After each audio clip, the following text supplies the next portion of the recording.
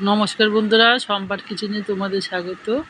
আমি আজকে ঝিঙে পোস্ত করব। এই গরমে দেখো টক ডাল আর ঝিঙে পোস্ত কিন্তু খুবই ভালো লাগে। এই জন্য দেখো ডুমো ডুমো করে আমি ঝিঙে, আলু আর একটু বেশি পরিমাণে পেঁয়াজ কেটে নিয়েছি। এই দেখো, আর এই দেখো এদিকে মিক্সির মধ্যে আমি পোস্তটা বেটে নিয়েছি। পোস্তটা একটু আগে শিলনোড়ায় বেটেছিলাম, বেটে ওখানে বেটেছি।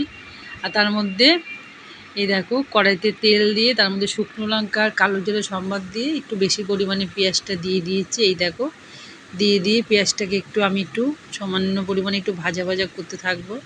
এই যে পুরো পেঁয়াজটাকে আমি দিয়ে দিচ্ছি। দেখো দিয়ে এটাকে এবার একটু নাড়াচাড়া করব। ঝিঙে পোস্ত এই গরমের মধ্যে খুবই ভালো লাগে। ঝিঙে পোস্ত মানে গরমে টক ডালা ঝিঙে পোস্ত। এই যে পরিমাণ মতো লবণ দিলাম আমি, আর এবার পরিমাণ মতো হলুদ দিলাম। আমি আজকে পোস্তটার মধ্যে হলুদ দিলাম, তোমরা কিন্তু এই হলুদ ছাড়াও করতে পারো। হলুদ ছাড়াও করলে আমি যেভাবে করছি একইভাবে, শুধু হলুদ ছাড়া যদি করো সেটাও কিন্তু একটু পুরো আলাদা একটা টেস্ট লাগে।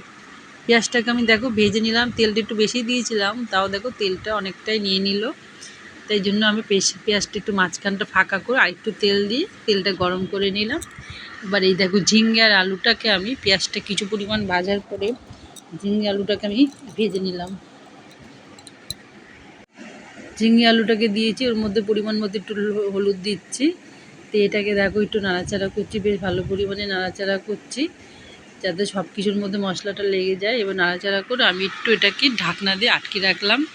এটা পুরো বাড়ি দিলে আবার পুড়ে যাবে।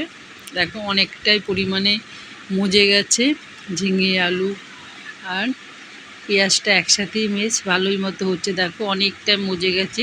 এবার যখন মজার পরে আমি যে পোস্ত বেটে রেখেছিলাম মিক্সিতে সেটা দিয়ে দিলাম। এবার এটাকে একটু জল দিয়ে মেখের মধ্যে গায়ের মধ্যে লেগে রয়েছে তো ওটাও দিয়ে দিচ্ছি।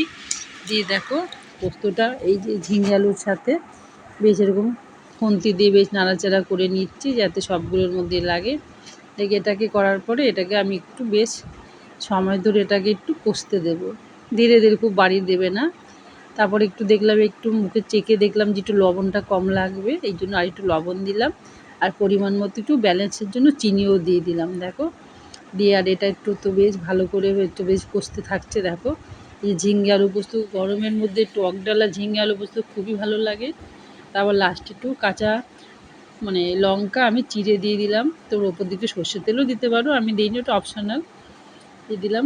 এটা করে দেখো কি সুন্দর হয়েছে। আর এটা কেমন হয়েছে তোমরা সাবস্ক্রাইব করে জানিও।